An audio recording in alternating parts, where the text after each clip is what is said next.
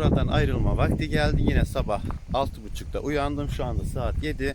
Buradan ayrılıp şöyle şu uca doğru gideceğim. Tarafına gideceğiz. Yani gideceğim. Arkadaşlarla buradan ayrılma zamanı gel. Onlar da bu tarafa doğru.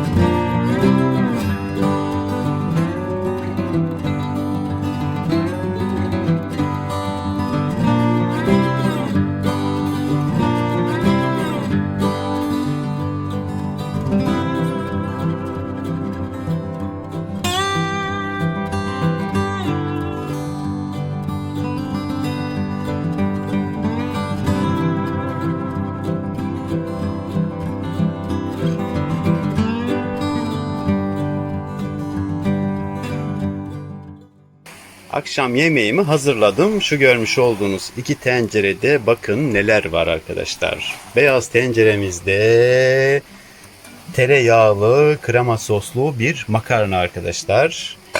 Kırmızı tenceremizde ise ezogelin çorba. Çorbanın her türlüsüne bayılırım arkadaşlar. Çok severim. Yanında da bir çoban salata hazırlayacağım. Bu şekilde akşam yemeğimi yemiş olacağım. Yemeği biraz fazla yaptım. Nedeni ise arkadaşlar yarın yemek yapmayacağım. Yaptığım yemek yarın da yeterli gelecek bana.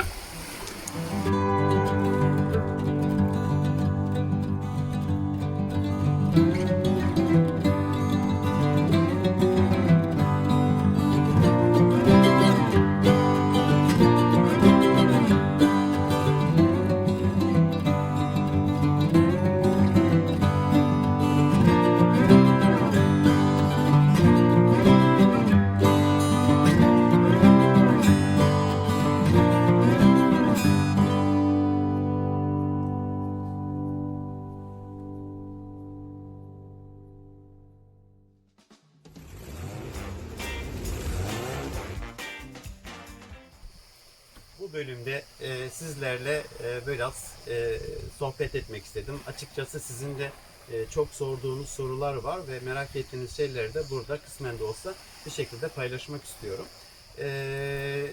Şu anda inanılmaz çok güzel bir yere geldim. Burayı çok sevdim. Kimse beni çıkarmadığı sürece de açıkçası buradan pek çıkmayı düşünmüyorum. Buraya gelene kadar tabii ki Datça Yarımadası'nın birçok yerini gezdik ve gittiğim her yerde inanılmaz güzel insanlarla yollarım kesişti. Farklı hikayeleri olan, yaşam tarzları farklı olan insanlarla oturup güzel, keyifli zamanlar geçirebildik. Oradan bu aşamaya gelen süreçle ilgili videoları da bundan sonraki videolarda kısmen de olsa paylaşır olacağım. Ve sizlerin de çok beni yapıcı bir şekilde, olumlu bir şekilde yorumlarınızı gördüm. Mesaj atan dostlarımız oldu. Baran dedi, insanlar senin hayatını merak ediyorlar. Onun için öncelikle kendi düşüncelerini, yaşam tarzını ve karavanla ilgili olan detayları paylaşırsan daha çok ilgi görürsün. Yani insanların merak ettiği konu bu dedi yani. Bence onu paylaşırsan hem seni izleyenler, takip edenler için de onların beklentisini tam karşılamış olursun. Hem de biz de genel olarak da seni daha yakından daha iyi tanımış olurlar. Biraz mantıklı geldi bana. Şimdi bu bölümde de ne yapacağız arkadaşlar? 3 başlık ya da 4 başlık bir içerik düşüncemi sizlerle paylaşacağım. Ya da siz merak ettiğiniz şey. Arkadaş çok karıştırdım. Neyse, birincisi arkadaşlar Şerif'le olan ilişkimiz. Neden yollarımızı ayırdık? İkincisi arkadaşlar, YouTube'a niçin başladım ben ve YouTube'la ilgili düşüncelerimi sizlerle paylaşmak istiyorum. İki ötü değil mi? Üçüncüsü tekne olayına neden yükseldik ve neden şu anda askıya aldık. Bununla ilgili bir şeyler konuşmak istiyorum. İlk, YouTube'a niye başladım arkadaşlar? Şimdi bu karantina sürecini biliyorsunuz. Sizlerin de etkilendiği gibi ben de etkilendim. Sadece ekonomik açıdan etkilendim. Çünkü onun dışında manevi olarak zaten doğada yaşayan biriyim ben. Bu ben şanslıydım ki doğada olduğum için karantinamı doğada geçirdim. Tabii büyük şehirlerde yaşayan arkadaşlarımız tam kaosun içinde oldular ve onu da buram buram hissettiler. Ben de gerçekten onlar adına üzüldüm. Gönül isterdi ki siz de böyle uçsuz bucaksız, bağımsız, kimsenin olmadığı yerlerde zaman geçirmenizdi. Ama işte ben doğada olduğum için o şekilde karantinamı öyle geçirdim. Bu karantina sürecinde ekonomik anlamda inanılmaz etkilendim arkadaşlar. Ek gelir olarak ne yapabilirim? Hani bu şekilde devam ederse nasıl yapabiliriz? Tekneli hayat, yelkenli tekneye geçtiğimiz zamanda da orada hiçbir gelirimiz olmayacak. Nasıl olsa fotoğraf çekmeyi, video çekmeyi ve paylaşmayı, hayatımı sizlerle paylaşmayı da sevdiğim için dedim ki bari YouTube'a geçeyim artık. YouTube'da bir şeyler yapmaya başladım. Kısmen de olsa iş olarak düşündüm. Oradan da bir gelir gelirse en azından ufak da olsa, kısmen de olsa ihtiyacımı karşılayabilirim. Bundan dolayı YouTube'a geçtim arkadaşlar. Tabii ki ama geçtim. Haftada şu anda 2 video paylaşıyorum. Eksiklerim falan var. Zamanla bu eksiklerimi tamamlayıp ilerlemek istiyorum ama biraz 2 video olduğu zaman biraz sanki böyle hani yormaya başladı açıkçası beni. Bunu tek videoya düşürebilirim. Zaten öyle bir şey olursa bunu da sizlerle paylaşıyor olacağım. Instagram gibi değil. Mesela Instagram beni hiç yormuyor. Akışında her şeyi paylaşıyorsun. Bugün buradasın, çok beğendin, paylaşıyorsun. Kurguya gerek yok. Ama YouTube öyle değil. Çektiğin her şeyi topluyorsun, sonra editliyorsun. Sonra haftada 2 video paylaşman gerekiyorsa aynı gün aynı saatte paylaşman gerekiyormuş ki hani bir şey yapıyorsan bari etkileşiminde yüksek olsun istiyorsun. Karşılığında almak istiyorsun falan. Bu program biraz beni yoruyor hani açıkçası. Ondan dolayı bakalım YouTube içerikle ilgili düşünceleriniz varsa arkadaşlar hani şunu bizlerle paylaşsanız, merak ettiğiniz şeyleri yoruma yazın arkadaşlar. En azından nasılsa YouTube iş olarak görüyorsam buradan da bir gelir sağlamak istiyorsam bunlar da sizin sayenizde hani sağlamış oluyorum. En azından sizlerin isteği doğrusunda bir şeyler çekmeye başlayayım. Tabii dünyamı, yaşam tarzımı biliyorsunuz. Herhalde o doğrultuda bir şeyler istersiniz diye düşünüyorum. Böyle YouTube'la ilgili anım bu arkadaşlar. Bir de bir ara rotasızlar yaptım. Rotasız Baran, yani sonuçta bütün sosyal hesaplarım YouTube'da öyleydi. Bana ait bir hesap. Rotasızlara çevirdim. Onun nedeni de şundan dolayıydı. Kafe rotasız, rotasız kafe, rotasız rota, rotasız Baran. Hani hepsinin toplamı rotasızlar daha sağlıklı geldi. Birkaç gün böyle rotasızlar diye ismini değiştirdim. Sonra dedim ki gerek yok. Herkes rotasız Baran olarak biliyor beni. Tekrar rotasız yaptım. Bununla ilgili de birkaç yoruma denk geldim. İşte hani Şerif'le ortak kanalımız olarak düşünmüşler herhalde de ortak kanalımız değil, bana ait bir kanaldı. Bundan dolayı rotasızlar yaptım. Hani Şerif'i sattığımı gibi şeyler ortaya çıktı, böyle düşünceler de öyle bir şey yok arkadaşlar. Evet. Tekne konusuna gelelim şimdi de. Neden tekne olayına girmek istedik? İşte karantina sürecini 40 gün Gavural'ında geçirdik. Karşımızda muazzam bir ufuk çizgisi ve gökyüzünün, denizin buluştuğu mavi bir görsel şov vardı ve orada günlük birkaç tane yelkenli tekne geçiyordu. O tekneler geçerken biz bayağı bir heveslendik. Çok hoşumuza gitti. Keşke biz de o teknenin içinde olsaydık da böyle açılsaydık, gezegeni gezseydik, bir düşünceler oluştu falan yani. Dedik ki düşüncelerde kalmasın, o zaman biz bunu hemen hayata geçirelim. Ne yapmamız gerekiyorsa teknecilik ile denizcilik birlikte ne yapmamız gerekiyorsa bu bilgiyi toplayalım, öğrenelim.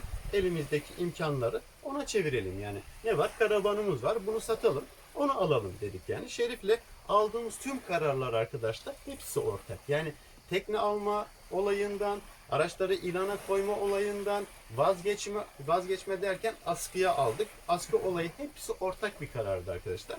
Neyse böyle bir karar aldık. Ondan sonra yelkenli tekneyle dünyayı gezen kişilerin videolarını izledik. 16 yaşındaki bir kız dünyayı gezmiş yani falan. Dedik yani yapılabiliyor. Biz de yapabilme aşamasına gelene kadar öğreniriz, ondan sonra yaparız dedik. Öyle bir karar aldık. Tek araçları ilana koyduk. Sonra Kız Kumu'na geçtik. Orada 10 gün kaldık. Neyse ki orada da böyle bir sürü yelkenli tekne var. gezme şansımız oldu. Fiyatlarını sorma şansımız oldu. Ondan sonra kaptanlarla bayağı bir sohbet etme şansımız oldu. Eksisiyle artısıyla bizde teknecilik ve denizcilik konusunda bir sürü şey anlatıldı. Biz de gerçekleri gördükçe arkadaşlar o ilk heves açıkçası biraz tık tık tık inmeye başladı yani hevesimiz.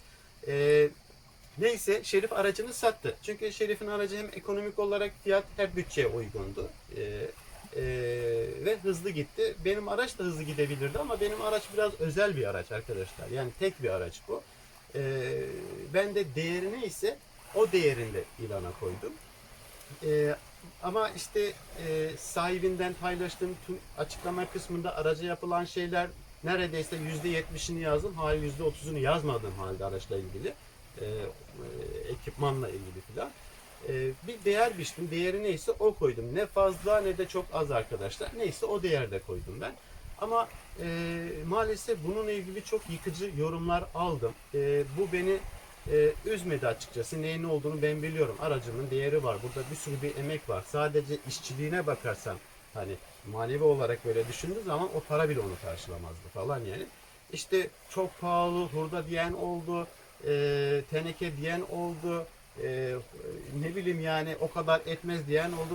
Çok komik rakamlarla teklif edenler falan oldu. Sadece şaşırdım arkadaşlar yani ben bir de şunu hatırlatmak istiyorum. Ben yıkıcı eleştirilere kesinlikle kapalıyım arkadaşlar. O kişi kimse, her kimse hayatımdan uzaklaştırırım. Ama yapıcı, olumlu eleştirilere ben her zaman açığım. Eksiğim varsa da bunu yapıcı bir şekilde paylaş. Yani hani yıkıcı değil. Böyle birlik, beraberlik, sevginin olduğu her yer güzelleşir arkadaşlar yani. Bir şey eleştiriyorsan bile sevgiyle yaklaş, sevgiyle eleştir ki bir sevgi karşılığını alsın yani. Ama sen düşmanca böyle yıkıcı bir şekilde yaklaştığın zaman karşı taraftan sevgi bekleme. Direkt duvar örer, seni kapatır yani. Onun için öyle yorumları direkt engelliyorum arkadaşlar. Böyle insanlara da gerek yok, ihtiyacım yok. Takip etmesinler, izlemesinler de beni yani. Her neyse bunu da paylaştım. İşte madem yorum yapıyorsanız, yaptığınız bir şey yorum yapıyorsanız o konuyla ilgili bilgi sahibi olmanız lazım arkadaşlar. Bilginiz yoksa yorum yapmayın ya da eleştirmeyin. Anladınız mı? Bunu da öneriyorum sizlere. Madem ben bu aracın fiyatını 690 lira koymuştum ilana. Çok pahalı diyorsun mesela hani teneke diyorsun. Ya arkadaşım sen böyle bir araç alırsan önce de ki ya ben bu aracı alırsam kaça alabilirim bu aracı. Önce bir onu araştır. Ben istersen yardımcı olayım. Şu araçtan Türkiye'de 9 tane var. Bir tanesi bende. Şu anda sadece bir tane var satılık. O da İzmir'de bu ayarda benim ayarımda araç. 350 bin lira. Hadi diyelim 300 bin lira aldın. Aracı aldığın zaman sen bunun genel bakımını yapman lazım. Motor bakımını yapman lazım. Jantlarıyla lastiklerini dublekse çevirmen lazım. Orijinali şamyenli olduğu için sağlıklı değil. Patladığı zaman yaptırma imkanı çok zor yani. Her yerde bulamazsın o lastiği yapan. Bunları yapman lazım. Nereden baksan bir 100 bin lira da buna para harcayacak mı? Etti mi sana? 400 lira. Hadi içini yapayım derken böyle bir şey yapmaya kalkarsan sadece ekipman olarak hani işçiliğini katmıyorum. O detayı yani katmıyorum yani. 300 bin lira. En az 300 bin lira harcaman lazım. En az o da bakın. Yani 400 bin lira bir masrafı var bunun. Terası mesela, port bagajı, tentesi. Açıklama kısmında yazmışım. Her neyse yani. Neyse değerini onu koydum. Maalesef gelen teklifler saçma sapan, çoğu teklifler saçma sapan olunca Şerif de arabasını satmıştı artık. 2 gün sonra oturup Şerif'le tekrar konuştuk ve bir değerlendirmeye aldık. Genel olarak kaptanların bize söylediklerini ve her şey güncel durumu böyle ortaya koyup değerlendirdiğimiz zaman tekne olayını biraz askıya almamız gerektiğini anladık. Yani doğru bir zaman değil. Belki ilerleyen zamanlarda bu doğru zaman olduğu zaman bütçemize uygun teknemizi alırız. Bir sene mi, 2 sene mi, 3 sene mi abi açılırız, hevesimizi alırız tekrar karavan hayatına ya da başka bir hayata şekil dönüşebiliriz. Yani insan düşünceleri, duyguları değişebilir, aynı kalmayabilir. Bunun için Şerif'le ortak bir karar alıp bu olayı askıya aldık. Ondan sonra arkadaşlar benle Şerif'i uzun süredir takip eden ortak arkadaşlarımız var. Bunlar tabii ki işte Şerif aracını sattı, sen vazgeçtin. Vay efendim nasıl kulübede yatırırsınız Şerif'i, niye aracını almıyorsun? Ya oradayız. Orada bir kulübemiz var ve Şerif orada kalmak istedi. Düzenledik, kaldık yani. Biz çadırda yerlerde yatan insanlarız. Böyle bir eşya ya da bir şeye bağımlı bir insanlar değiliz ki yani. Onun için sorun değil. Keyifle yatacak, kalkacak yani, bir evi var. Ha, yolculuk esnasında da Şerif zaten bir karavan alacaktık kendine. Karavan alana kadar hani buradan da yol devam edersek birlikte yine yolculuk yaparız. Ama burada kaldığımız sürece de o da barakada kalacak yani. Herkesin kendine ait bir yaşam alanı olmuş oluyor yine falan. Ondan sonra işte vay efendim, işte Şerif'le yollarımızı ayırdıktan sonra vay efendim sen yol arkadaşı nasıl yarı yolda bırakırsın? Böyle arkadaşlık mı olur? Çok ayıp ettin gibi böyle bir yaklaşımlar oldu bazı arkadaşlarımızın tarafında. Şimdi arkadaşlar, evet sizleri de anlıyorum. Şerif sessiz kaldığı için ister istemez bir mağduriyet durumu ortaya çıkmış oluyor. Birkaç gün önce Şerif'le konuştum. Şerif dedim, yapılan yorumlara senin verdiğin cevaplar sanki sen mağdurmuşsun gibi durumu ortaya çıkarmışsın yani dedim yani. Bu arkadaşlar neyin ne olduğunu bilmiyorlar. Onun için bir açıklama yapmalısın. Hani insanlar bilsin. Mağdursan da de ki ben mağdurum. Teşekkür ediyorum. Bu da komşumuz. Yaklaşık 10 gündür böyle bir karavan kiralamış arkadaşıyla birlikte. Avukat arkadaşımız İstanbul'da. Burada yollarımız kesişti. 2 gün beraberiz. Teşekkür ettim. Sağ olsun, bak komşuluk ne kadar güzel bir şey. Rotada hemen yemek bulunca geliyor. Açıklama yapmadığı için Şerif, insanlar da ister istemez böyle bir yanılgı içerisine düşebiliyorlar. Sadece demek istediğim şey, ortada bir mağduriyet yok. Kimse mağdur değil. Şerif zaten önceden de aracını satmak istiyordu. Tekne olayı da buna vesile oldu. Bu yeni bir araç aldı şu anda Mersin'den. Onu da yapacak, biraz yaşayacak, onu da satacak. Yani alıp yaşayıp satacak. Her saatinde de 3-5 para kazanıp üstüne katıp farklı bir araç alacak. Yani o da bir şekilde gelirini o şekilde karşılayacak. Onun için arkadaşlar ortada bir mağduriyet yok. Şerif'ten de sadece hani bunca yıl bir arkadaşlığımız var. Sessiz kalmasaydın keşke. Yani bir açıklama yapsaydın güzel olurdu. Hani neyse onu açıklasaydın falan yani. Bir de yol arkadaşlığı, yol arkadaşım diye yani ömür boyu sürekli o kişiyle birlikte olmak zorunda değilsin ki. İnsanların düşünceleri değişebiliyor. Yani değil mi? 7 ay birlikte yolculuk yaptık. Güzel anılarımız oldu. Bu güzel bir şey ama yollar ayrıldığı zaman niye böyle hani insanlar farklı düşünüyor ki yani? Sonuçta bir şey canın sıkılabilir. Yol arkadaşın da olsa bir şey canın sıkıldığı zaman o sıkılan şey neyse orada durmak istemiyorsan gitmek istiyorsun. Ben de o gün canım bir şeye sıkıldı ve orada durmak istemedim. Çıktım gittim yani. Bu kadar basit arkadaşlar. Bunu da açıklamak istedim. Başka ne kaldı? Anlatmam gereken ne vardı? Bilmiyorum. Aracımı da satmaktan vazgeçtim. Çünkü satsaydım zaten aynısını bulamazdım. Diğerinde yaklaşan olsaydı verirdik. Şu anda da belki tekne olayına geçmiştik arkadaşlar. Her şeyde bir hayır var. Hayat sürprizler de dolu. Neyin olduğu belli değil arkadaşlar. Onun için bu durumu da sizlerle paylaşmak istedim. Başka bir şey kaldı mı? Başka bir şey kalmadı galiba. Değil mi? Evet. Bundan sonraki bölümde de yollarda nasıl para kazanıyorum? Herkesin odaklandığı en önemli konulardan biri. Yollarda nasıl para kazanıyorum? Bu şekilde. Bunu da bir dahaki bölümde tüm detaylarıyla arkadaşlar, her şeyle nasıl para kazanıyorlarla ilgili kendi hayatımla ya da sizlere de birkaç fikirlerimi de paylaşmak isterim. Onu da paylaşmış olurum. Ve Datça Yarımadası ile ilgili de oradan buraya gelme aşamasıyla ilgili de kısım bundan sonraki videolarda paylaşırım. Bilginiz olsun arkadaşlar. Sizleri seviyorum. Her şey gönlünüzce olsun. Kısa keseceğim diyeceğim de bayağı uzattım yani. Bundan sonraki bölümlerden de haberdar olmak için kanala abone olup bildirimleri açarsanız en azından bir şey paylaştığım zaman da direkt haberiniz olmuş olacaktır. Görüşmek üzere. Bakın. Bir bay bay de. Çıkar. Çıkar. Çıkar.